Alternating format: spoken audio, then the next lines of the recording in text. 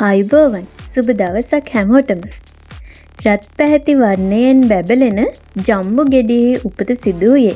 එසේත් නැත්නම් එහි නිජබිම වන්නේ පිලිපීනයයි.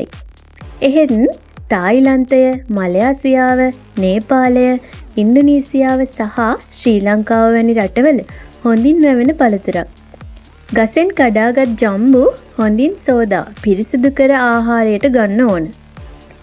ජම්බු ඉතා රසවත්, පෝෂණීය සහ ඖෂධීය අගයෙන් යුතු පළතුරක් මෙන්ම ගෙවතු අලංකරණ ශාකයක් ලෙසද ඈත අතීතයේ සිටම ජනප්‍රිය භෝගයක්.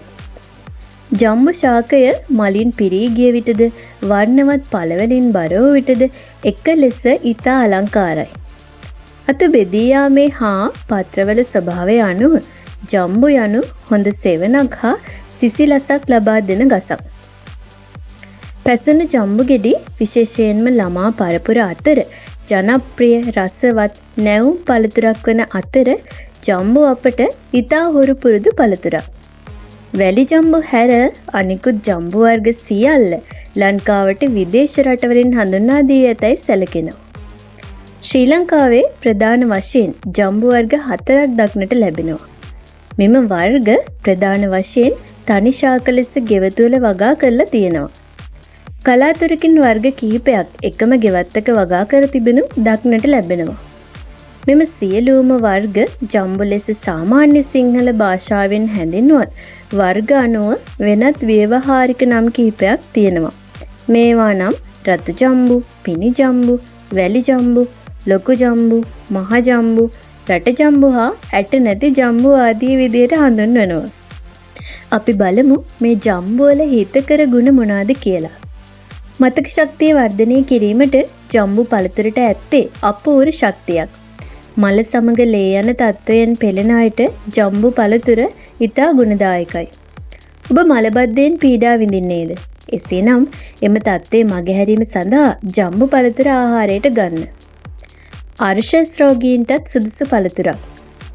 බගන්දර රෝගයට සුවදායක බැවින් නිතර ජම්බු ආහාරයට ගැනීමට සැලකිලිමත් වන්න. එහෙත් එහිදී දිනපතා ජම්බු ආහාරයට ගැනීම නොකළ යුත්තක්.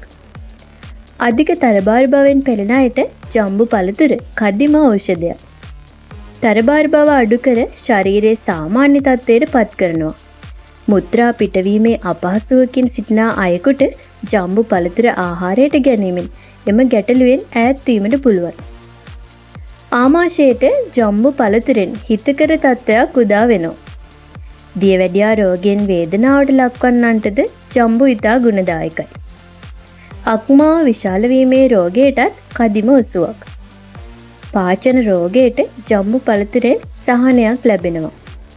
ජම්බු කෑමෙන් පරණ තුවාල සුව වෙනවා. ඒ වගේම තමයි උණ නැතිකර දැමීමටත් ජම්බු වලට හැකියාව තියෙනවා. දත්වලට අපූර්ව ශක්තියක් එකතු කිරීම ජම්බු පළතුරෙන් සිදු වෙනවා. ඒ වගේම විදුරු මස් ශක්තිමත් කරනවා. මුඛයෙහි විදුරු මස් වලින් රුධිරය පිටවීම ජම්බු පළතුරෙන් වළක්වනවා. දෙනෙත්වල පෙනීම වර්ධනය කිරීමට ඔබ කළ යුතු දේ දන්නවාද?